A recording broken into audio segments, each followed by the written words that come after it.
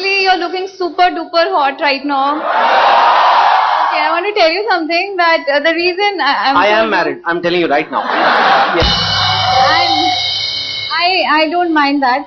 Okay. So, have you ever been tempted? Well, yes, of course I have. My God, you really are asking me all this. I thought we'd talk about the book. Okay. This is something even my wife has asked me, and you do get tempted. And as a writer, you know, yes, you do get tempted, and it is to the point that I avoid situations like that. Okay. But at the same time, I'm very clear in my head, and I'm not just saying it for a fact, that there is no woman in this world that I will leave my wife and kids for. So even though she's propositioning me or anything, my family is very important to me. And these kind of temptations, they do come, and it's difficult. Especially I come from a very deprived place like the IIT, where you don't see girls at all for months. And now all of a sudden you have all these girls coming, and I'm like, where were you 20 years back? So does that mean that you're still as in love with your wife, or that love has changed over the years? And like you're saying, where were you, beautiful Raveena? I'm being very practical. I mean, see, the love is there. I think in some ways it has grown a lot. In some ways, I don't want any harm to come to her ever. I don't want to hurt her ever. She has seen me when I was a nobody. She's seen my struggle.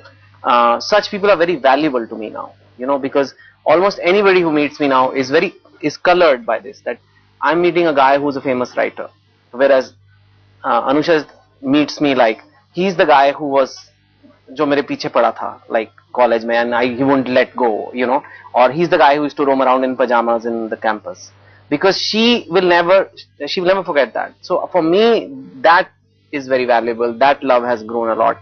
But of course, you know, these propositioning and all is not something I take seriously. It is a benchmark that I'm doing a good job.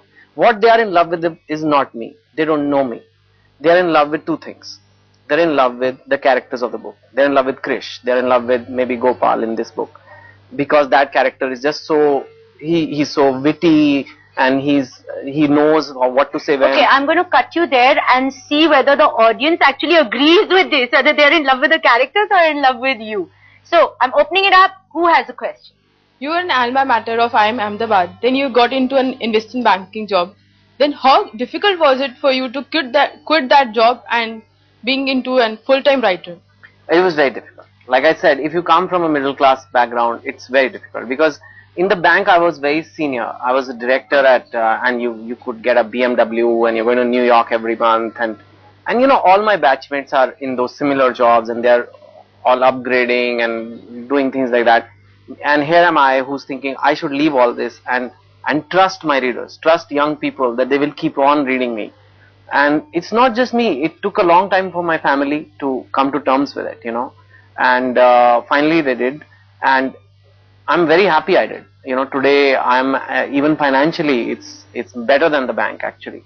So, but it took me 2 years to come to that decision, and that's why I wrote so many books while still at the bank in the middle of memos. Thank you so much. Next.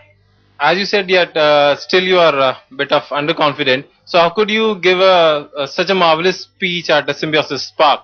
You know, I'll tell you, the Sparks was one of my first speech, and he's talking about a speech I gave there, which began my speech writing career. Really, it kind of became viral. When an opportunity to give a speech came, I really thought, let me, you know, work extra hard on it. Let me focus on this thing I'm scared of. And that's where the Spark speech was born. And then I said, you know what, I'm going to try and make this as a profession, because I'm so scared of it.